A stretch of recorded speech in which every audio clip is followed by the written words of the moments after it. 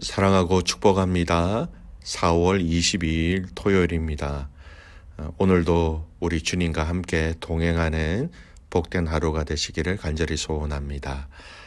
오늘 말씀 제목은 어떤 흔적을 가지고 계십니까? 라는 제목으로 함께 말씀을 나누고자 합니다. 오늘 말씀 본문은 민수기 16장 36절에서 50절까지의 말씀입니다. 말씀을 봉독합니다.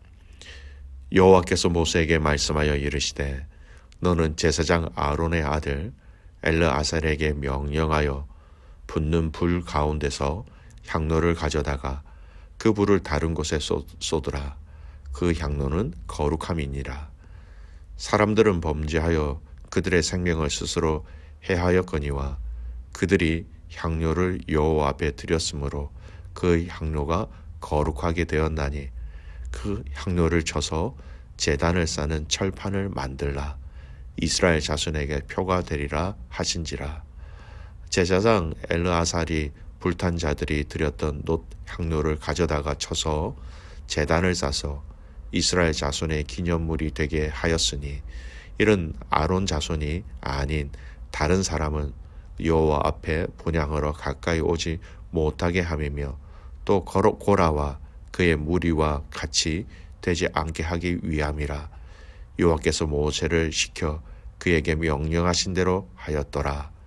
이튿날 이스라엘 자손의 온 회중이 모세와 아론을 원망하여 이르되 너희가 여호와의 백성을 죽였도다 하고 회중이 모여 모세와 아론을 칠 때에 회막을 바라본즉 구름이 회막을 덮었고 여호와의 영광이 나타났더라. 모세와 아론이 회막 앞에 이르매 여호와께서 모세에게 말씀하여 이르시되 너희는 이 회중에서 떠나라. 내가 순식간에 그들을 멸하러 하노라 하시매 그 두 사람이 엎드리니라. 이에 모세가 아론에게 이르되 너는 향로를 가져다가 제단의 불을 그것에 담고 그 위에 향을 피워 가지고 급히 회중에게로 가서 그들을 위하여 속죄하라. 여호와께서 진노하셨으므로 연병이 시작되었음이니라. 아론이 모세의 명령을 따라 향로를 가지고 회중에게 달려간즉 백성 중에 연병이 시작되었는지라. 이에 백성을 위하여 속죄하고 죽은 자와 산 자 사이에 섰을 때에 연병이 그치니라. 고라의 일로 죽은 자 외에 연병에 죽은 자가 14,700명이었더라. 연병이 그침에 아론이 회막문 모세에게로 돌아오니라. 아멘. 오늘 말씀 어떤 흔적을 가지고 계십니까? 라는 제목으로 함께 말씀을 나누고자 합니다. 오늘 본문 말씀은 계속해서 고라 자손과 관련되어진 내용으로 그 사건의 마지막 내용입니다. 고라당의 반역에 동참했던 사람들에 대한 하나님의 징계를 하나님은 속히 이루셨습니다. 고라 자손들과 또 그들과 함께 있는 모든 사람들, 그들을 불로 태우셨고 또 땅이 갈라짐으로 사람과 집과 재물들 이 모든 것들을 다 삼켜버렸지요. 그리고 고라와 함께한 250명의 지도자들, 그들이 가지고 있던 향로와 또 하나님께로 온 불로 인하여서 불타 없어져 버렸고 남은 것은 향로만 남았습니다. 하나님은 모세에게 말씀하시죠. 그 남은 향로들을 모아서 번제단을 싸는 철판을 만들어라 라고 말씀하십니다. 금속 도금의 넓은 판을 제단을 위해 만든 이유는 아론의 자손이 아닌 자들이 여호와께 분향하러 왔다가 또 제단에 입혀진 그 노판을 보고 고라 자손같이 제사장의 직분을 넘보는 일이 다시는 없도록 하기 위한 하나님의 어떻게 보면 사인이었다라는 것입니다. 따라서 멸망당한 250명의 향로는요, 제단을 둘러싼 넓은 판이 되어서 이스라엘 백성들에게 고라의 사건과 그들이 어떻게 하나님께 심판을 받았는지를 상기시켜주는 표, 이게 히브리 말로 오트라는 단어를 사용하는데요. 그 표로서 역할을 감당하게 되었다라는 것입니다. 그러니까 그 판을 볼 때마다 하나님 앞에서 반역한 고라와 그들과 함께한 자들의 비참한 그 최후의 사건을 기억하게 하셨고, 그리고 더 이상 이스라엘 백성들 안에서는 이러한 일들이 일어나지 않도록 하기 위한 예방을 위한 표라라는 것입니다. 38절에 표가 되게 하라라는 것. 그리고 이 말씀은 40절에 보면 이스라엘의 기념물이 되게 하셨다라는 말씀으로 충분히 하나님께서 왜 이렇게 하셨는지에 대한 질문에 대한 답을 이 말씀으로 충분히 알 수 있습니다. 여러분, 우리가 인생을 살다 보면 참으로 많은 일들을 경험하게 되지요. 좋은 일들이 있는가 하면 아프고 괴롭고 힘든 일을 경험할 때도 있습니다. 그리고 그 일들로 인하여 우리에게 보이는 흔적이 있는가 하면 보이지 않는 흔적, 보이지 않는 표가 있기도 하지요. 이런 보이지 않는 흔적, 보이지 않는 표, 이것은 우리 마음에 남아있는 상처나 기억이라고 할 수 있겠습니다. 그런데 이러한 흔적, 이런 표들을 통하여 우리의 삶을 돌아보고 다시 초심을 가지게 하는, 주님의 은혜와 사랑을 느끼고 발견하게 하는, 건강하게 하는 그런 흔적, 표가 있는가 하면, 우리 기억을 떠올리게 하는 흔적 중에서는 우리를 얼게 하고 굳게 하고 우리의 신앙과 생각과 마음을 한순간 정지시키게 하는, 마비시키는, 또는 악한 마음에 들게 하는 마음의 흔적, 생각의 흔적을 일으키는 그런 표, 그런 흔적이 있다라는 것입니다. 여러분, 우리가 신앙생활을 한다라는 것은 우리의 이 표 흔적, 즉 이런 상처나 아픔들이 하나하나 선하게 변해가야 한다라는 것, 신앙생활을 한다는 그 자체가 상처와 아픔이 선하게 건강하게 변화되어져야 한다라는 것입니다. 더 이상 그것이 아픔이나 상처가 아니라 그 가운데 하나님의 은혜와 함께하심과 위로하심을 통하여서 그것을 느끼게 하는 기념물과 표가 되어야 한다라는 것이죠. 믿음의 성도 여러분, 오늘 저와 여러분 안에 이 세월의 흐름 속에서 경험한 그 모든 표와 흔적들이 여러분 안에 선한 것으로 바꾸어지는 그런 은혜가 있기를 주님의 이름으로 축복합니다. 가만히 두면 그것은 나도 모르게 그것이, 그 흔적이, 그 표가, 그 기념물이 나의 삶을 이끌어가게 된다라는 것입니다. 상처가 될 수 있고 아픔이 될 수 있고 때로는 그것이 고통이 될 수 있지만 그냥 그것을 가만히 놔두어 버리면 내 인생은 그냥 상처만, 고통만, 아픔만 되씹고 흘러가는 것입니다. 하지만 오늘 저와 여러분에게 있는 예수님, 우리 주님을 통하여 그것들이 아름답게 변하여지고 선하게 흘러가는, 또 그리스도께 가까이 가는 길과 방법으로 바꾸어지는 은혜가 있기를 주님의 이름으로 축복합니다. 오늘 이 내용으로 본문을 마치면 얼마나 좋겠습니까? 하지만 오늘 이 고라당의 반역의 사건은 이것으로 끝나지 않고 바로 이튿날 더 큰 비극의 스토리로 이어지는 것이 오늘 본문의 사건이죠. 즉 두 번째 원망의 사건으로 이어집니다. 41절 말씀 보십시오.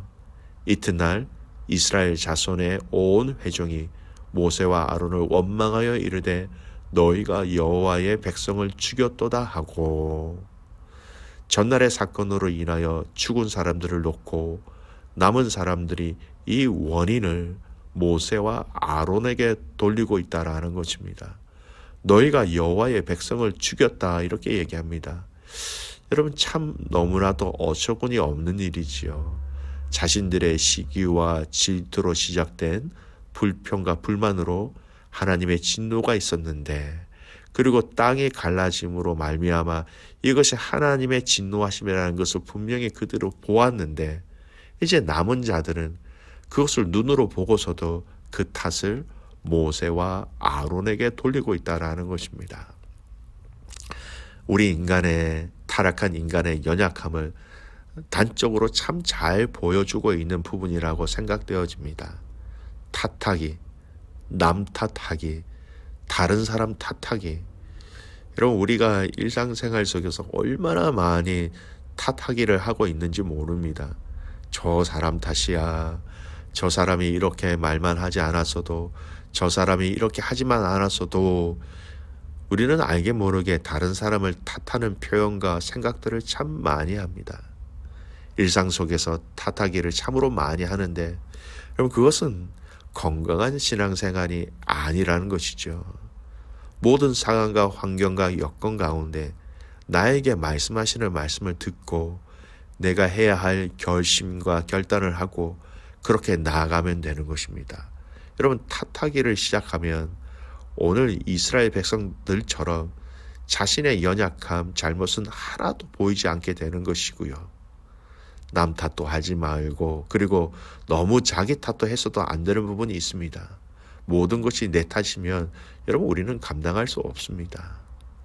여러분, 중요한 것, 여러분, 남 탓을 하기 시작하면 결국 하나님 탓으로 여러분 그 귀결되어진다는 것을 우리는 잊지 말아야 한다는 것이죠. 성령님이 여러분 안에 주시는 마음으로 우리 자신들을 건강하게 지혜롭게 잘 살펴볼 수 있기를 주님의 이름으로 축복합니다. 세 번째, 이 탓하는 사람들을 보고 하나님의 진노 가운데 모세와 아론의 반응을 보겠습니다. 하나님은 또 진노하셨고 백성들 모두를 진멸하고자 하셨고 모세와 아론에게 백성들에게서 떠날 것을 지시하시지만 모세와 아론은 다시 백성들을 위하여 하나님의 용서를 대신 구합니다. 결과적으로 하나님은 이 백성들 가운데 연병을 주셨고 이로 인하여 무려 14,700명이나 되는 이스라엘 백성들이 죽게 되었다라는 것입니다. 이것도 모세가 아론에게 향로를 만들어 백성들에게 가서 속지 않은 행동을 빨리 취하지 아니하였으면 더 많은 자들이 죽을 수 있었다라는 것이죠.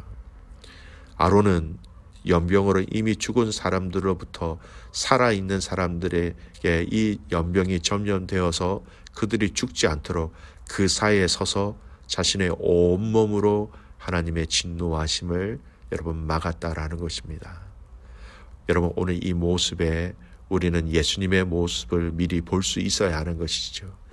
예수님의 사역이, 예수님의 일하심이 바로 이 원리였고 이 예수님의 사역과 일하심을 미리 예표하고 있는 것이 오늘 이 본문의 내용이라는 겁니다. 우리 주님이 당신의 피와 살과 몸으로 죽을 수밖에 없는 우리들을 향하여 당신 몸으로 막으셨다라는 것입니다. 연병의 진노가 하나님 이스라엘 백성들에게 퍼져나갈 때 아론이 그 사이에 섬으로 말미암아 하나님의 연병의 진노가 그친 것처럼 예수 그리스도가 우리를 위하여 직접 그것을 몸으로 막으셨다라는 것이죠. 우리 주님의 모습과 그 마음을 충분히 구약에서도 우리는 발견할 수 있는 정말 귀한 말씀이기도 합니다. 오늘 우리를 위하여 몸으로 막으시고 몸을 주심으로 우리를 생명으로 인도하신 그 주님을 기억하고 높여드리는 저와 여러분이 되시기를 간절히 소원합니다. 히브리서 9장 28절 말씀에 이렇게 얘기하고 있습니다. 이와 같이 그리스도도 많은 사람의 죄를 담당하시려고 단번에 들이신 바 되셨고 구원에 이르게 하기 위하여 죄와 상관없는 자기를 바라는 자들에게 두 번째 나타나시리라. 우리 주님이 단번에 들이신 그 십자가를 통하여서 우리의 죄로 인한 그 죽음을 막아주셨다라는 말씀이죠. 사랑하는 귀한 믿음의 가족 여러분, 오늘 이 말씀을 보고 여러분 우리 마음판에 잘 새겼으면 좋겠습니다. 탓하는 그 사람들을 보고 하나님 앞에 간구하고 하나님 앞에 용서를 구한 모세와 아론과 같은 삶, 우리 주님이 그렇게 사셨기 때문에 우리도 그렇게 살아가야 한다라는 것이죠. 여러분, 원망이 얼마나 무섭다라는 것 오늘 이 말씀 또한 얘기합니다. 탓하는 것 시작하다 보면 결국 하나님 탓을 하는 것으로 결론을 내린다라는 무서운 우리의 연약함을 잘 살펴보시고 여러분 탓하기를 그만하고 나 자신의 삶을 돌아볼 수 있는 지혜로운 가족들 되시고 오늘 저와 여러분 안에 예수 그리스도의 흔적으로 감사하며 승리하며 살아갈 수 있는 아름답고 복된 믿음의 가족들 되시기를 주님의 이름으로 축복합니다. 아멘. 기도하겠습니다. 살아계신 아버지 하나님, 감사와 찬송과 영광을 주님께 올려드립니다. 우리 안에 예수 그리스도의 흔적을 허락하여 주셔서 감사를 드립니다. 우리 안에 그 예수 그리스도의 흔적을 통하여서 우리가 주님을 바라보게 하시고 주님의 인도하심에 순종할 수 있는 힘과 지혜를 허락해 주셔서 참 감사를 드립니다.